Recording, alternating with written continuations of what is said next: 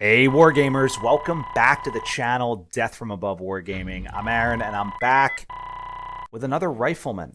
It's not in the Kickstarter, guys. I couldn't help myself. I love Rifleman so much. I wanted to compare one of my favorite Inner Sphere Riflemen to the cheese that was and is the Rifleman 2C. So the 2C was the last one we looked at. I recently did a conversion of Vegas's Avatar Knights Rifleman. If you haven't seen the short for that one, definitely check it out. And I wanted to do an ilClan version Rifleman. And so when I was going through Mega Mech, I picked the 7N2. And so basically I was like, what should I do next for Battlytics? I was like, let me do the 7N2 and see if it's any good. I'll tell you what I like about this mech. Number one, it's an Inner Sphere mech. I'm just kidding. I do like the clans a little bit. The Inner Sphere mech, 60 tons, right? The clan one, 65 tons. This one, battle value, 1452. The clan one's like 1,000 more BV, guys. Like, who wants that crap? This one, though, was built in 3133. So this is fresh with all sorts of new tech. It's got the tried and true movement profile, 4.6. It's got 10 double heat sinks. It does have an XL engine. It's kind of hard to get around with the late era or, the ilClan era Riflemen. They almost all have some sort of wacky engine. It does have endo steel structure and just standard armor. It's got 11 tons, 176 pips, respectable coverage, 87.6%. Looking at the central diagram, it's actually very well armored, and in true Rifleman fashion, it has weakly armored legs. Just trademark Rifleman. Vintage Rifleman right there. And as you know, of course, with all Riflemen, it can spin its arms around like a lunatic, so it can arm flip and all of that stuff. But let's talk about the guns on this puppy. All right? Really, really like the loadout on this thing. It's got two LBX-10s. This is arguably one of my favorite Inner Sphere weapons. I like the tonnage, I like the damage, I like the options, I like the range profile. I love the fact that it barely builds up any heat.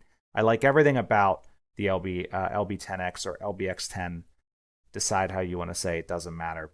The other thing this thing is packing is two light PPCs. All right, so these are pretty cool. They're like long-range medium lasers. They're very reasonable in terms of heat. They've got great range on them. So again, another very solid weapon that I like. And then it's got ER medium lasers, one in each torso. A couple other things that I really like about this thing. It's not overloaded with ammo. It's got some solid rounds. It's got some cluster rounds. It's got enough to last a good battle or two, but it's not like laden down with 52 slots of autocannon ammo like some of the earlier designs. But most importantly, it has a case too. All right, so this means this thing can actually take a side torso shot. You can hit an ammo bin, and it won't actually destroy the mech. Thank the mech gods that this thing has case too. There's nothing worse than Inner Sphere XL engines. I've been on this rant before. You have ammo on the side torso, you get hit, the mech's destroyed anyway. It's like, what was the point? I don't know. Anyway, so really love the Rifleman here. I really think that is a solid choice. Now, one note about the range on this thing. So the light PPC actually shoots all the way out to 18 inches. The LBX 18 inches as well. So they have identical range profiles, which makes sort of gearing this thing in and just doing the math while you're playing, which is a whole other side note.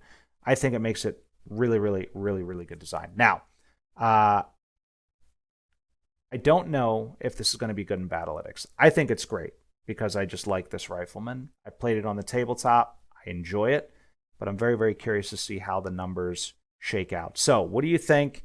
Leave an early comment. Will it be good or will it suck? Rifleman 7N2 analysis coming right up.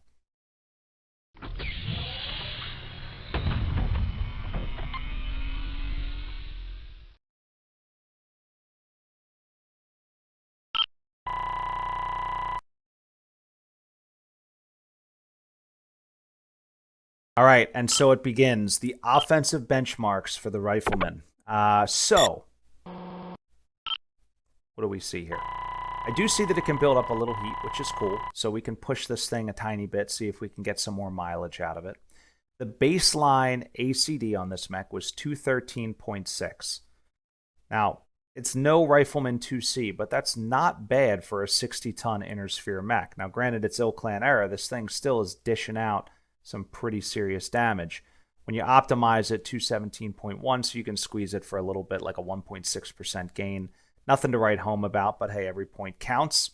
You'll notice the red line ACD absolutely stinks, 131.4.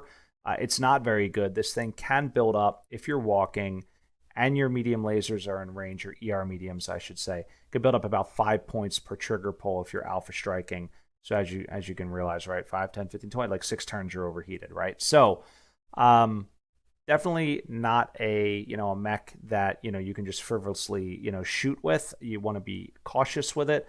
But I do think the autocannons, the combination of weapons, you can use the light PPCs at range. You can switch over and add in a medium here or there as needed. I think overall, again, it's very easy to manage the heat on this thing. Damage, 60-ton inner sphere mech, I'm not unhappy with it. Now, in terms of the lethality index, so how did this thing do? All right, so in terms of time to kill, it was 8.42. Average time to kill, across the life of all eras, of all battle mechs, of all shapes and sizes, is about 10.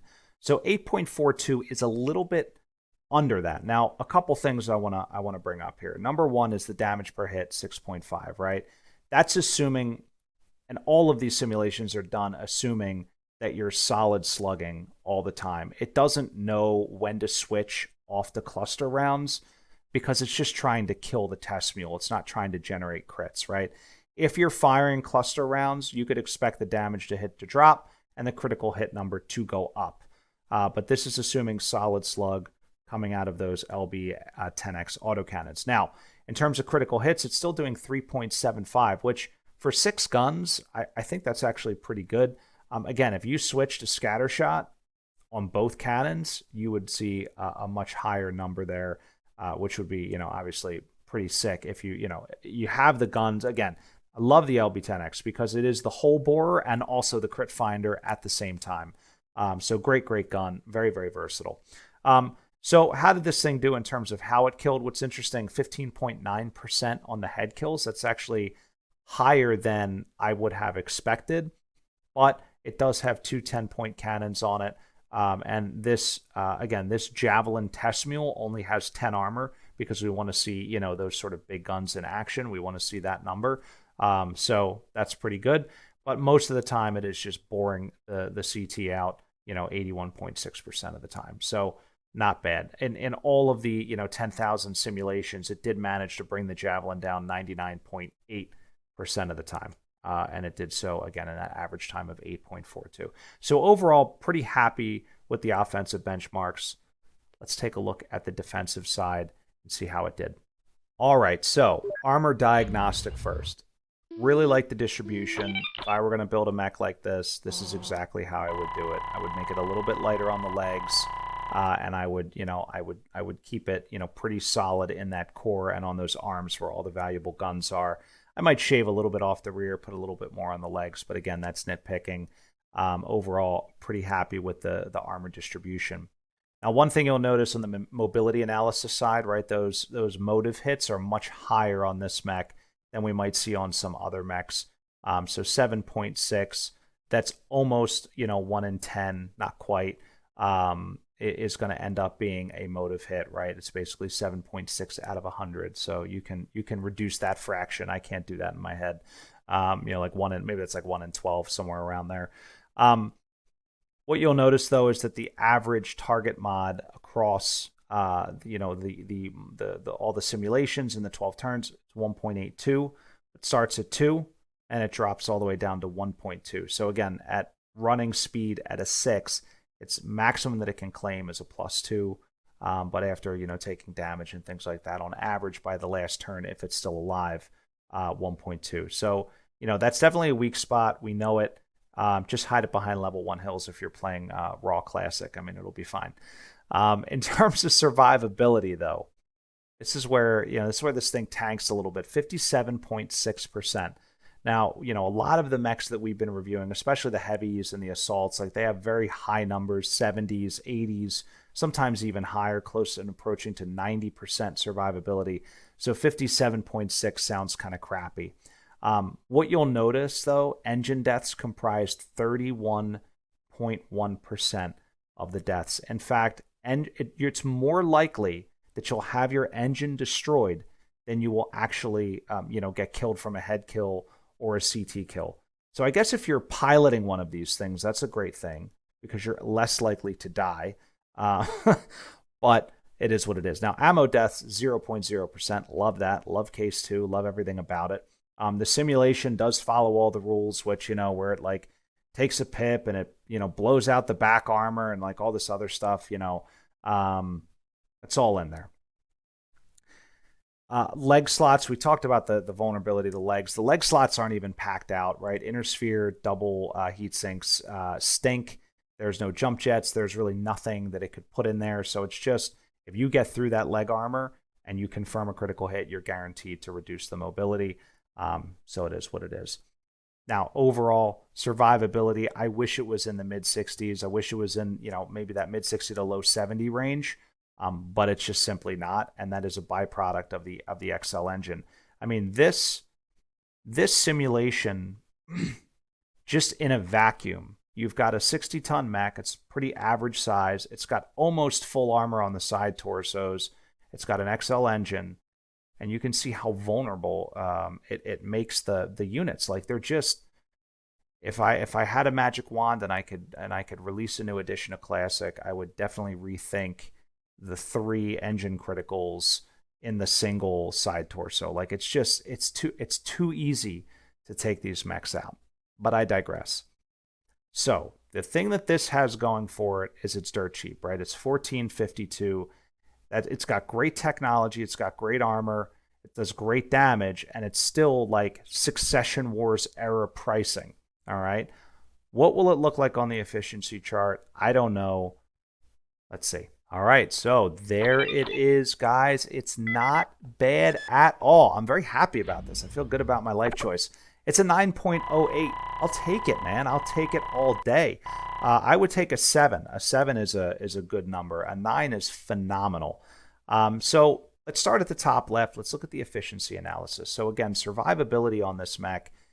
Let's take a look at the curve. All right, so again, it's pretty reliable until it's not.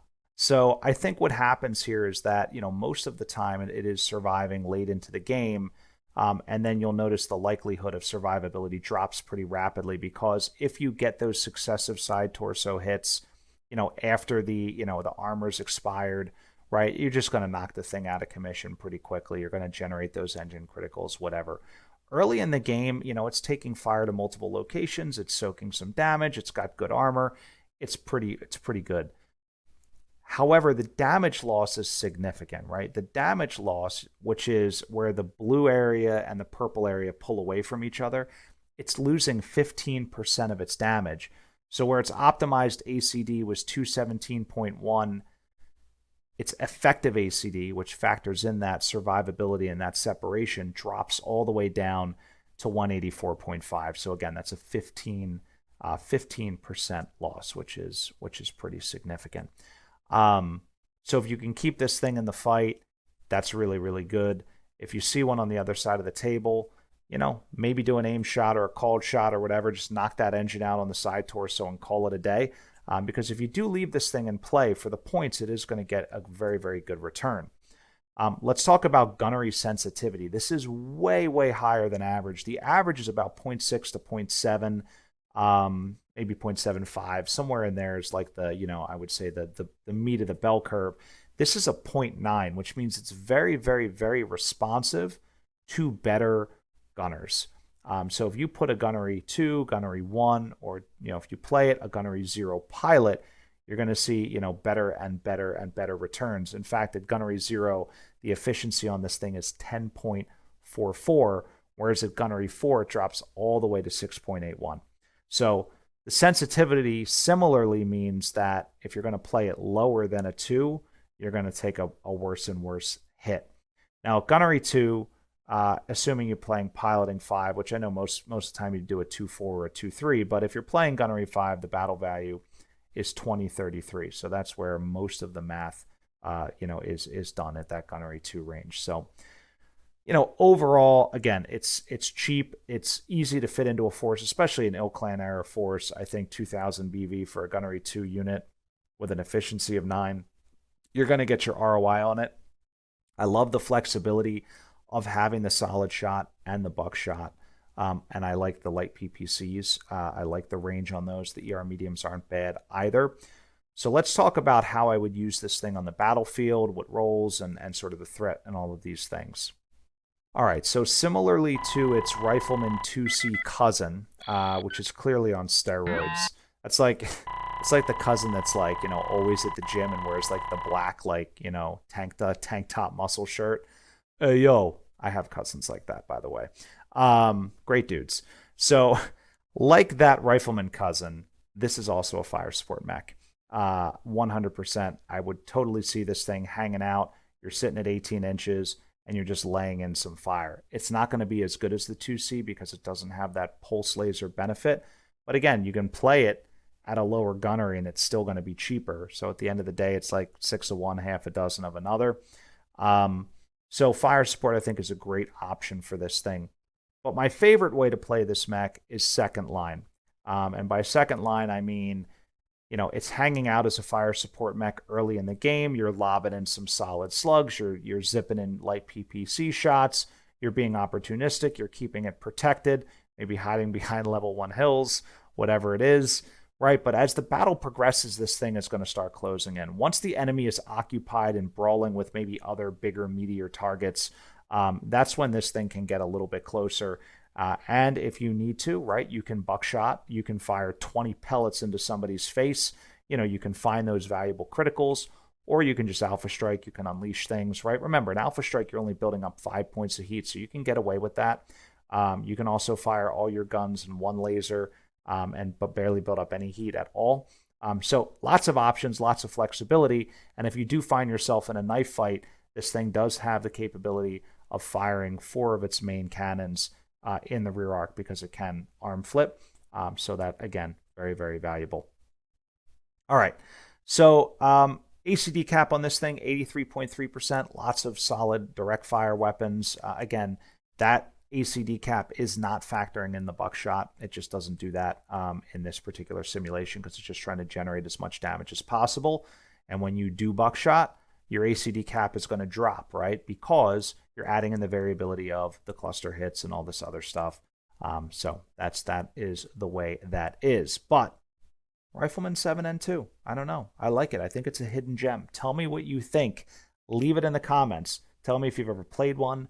Tell me if you've ever played against one. Tell me if you've seen our sweet short with the Rifleman 7N2 conversion that I did. Let me know if you like the little bits I put on that puppy.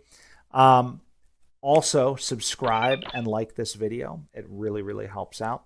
And if you want to get more involved in the channel, you can head on over to Patreon. It's a little as $1 a month to help out the channel. There's $5 tier, $10 tier, and higher. But every dollar helps us keep the lights on and keep the cameras rolling. Also, I wouldn't be lying if I said I didn't reinvest our Patreon money at Aries Games and Minis, buying terrain and books, the latest miniatures, paints, all the things that we need to bring BattleTech to life on your YouTube screen there. So if you want your own BattleTech stuff and you need to get your fix, head on over to Aries Games and Minis.